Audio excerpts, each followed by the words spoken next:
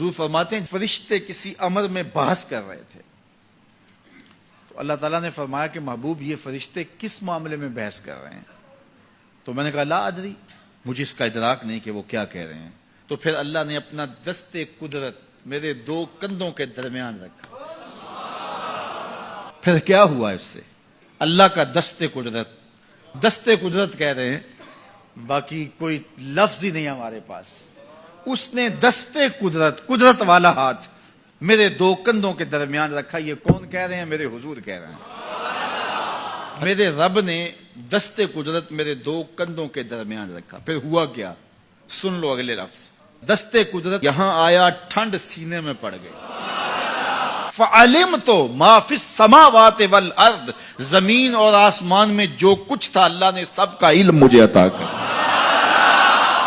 سینے میں نور آ گیا، سینے میں علم آ گیا۔ کائنات کی کوئی شے ایسی نہیں ہے جو حضور علیہ الصلوۃ والسلام نہ جانتے ہو۔ اور پھر کہاں تک علم آیا یہ حضور سے پوچھیے۔ فرمایا قرب قیامت میں جب دجال آئے گا تو میرے غلام اس کے مقابلے کے لیے نکلیں گے۔ دجال کب آئے گا اللہ جانتا ہے۔ 1400 سال اس بات کو بتائے ہوئے ہو گئے۔ کہا قرب قیامت میں دجال آئے گا، میرے غلام اس کے مقابلے میں نکلیں گے۔ انی لعارف اسماءہم، میں اپنے ان غلاموں کے ناموں کو جانتا ہوں۔ کب؟ جو قرب قیامت میں آئیں گے۔ میں آپ کے ناموں کو نہیں جانتا۔ آپ 2 سال 4 سال 5 سال سے میرے پیچھے جمعۃ المبارک پڑھ رہے ہیں، شکلوں کو پہچانتا ہوں، ناموں کو نہیں جانتا۔ کئی لوگ بڑے شوق سے کہتے ہیں جناب وہ نذیر صاحب، ندیم صاحب، فلاں صاحب، وہ آپ کے، میں کہتا ہوں تصویر دکھاؤ گے تو میں پہچانوں گا۔ تو اتنے لوگوں کے نام میں یاد نہیں رکھتا۔ تو جب میں آپ کے نام نہیں جانتا جو ہر جمعۃ المبارک کو یہاں آتے ہیں، تو جہاں 2 مہینے کے بعد درس قرآن دینے جاتا ہوں تو وہاں کے لوگوں کے نام کیسے جانوں گا؟ اور پھر جو سوشل میڈیا پہ سنتے ہیں اور میں ان کو دیکھا بھی نہیں، ان کے نام کیسے جانوں گا؟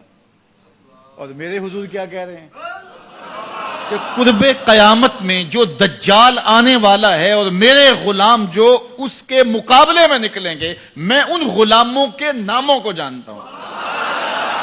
بات ختم یہاں نہیں ہوئی، یہاں ختم ہو جاتی پھر بھی کافی تھا، لیکن میرے حضور نے آگے بھی بات فرمائی۔ وَأَسْمَاءَ آبَائِهِمْ، ان کے باپوں کے ناموں کو بھی جانتا ہوں۔ ان کے باپوں کے ناموں کو بھی۔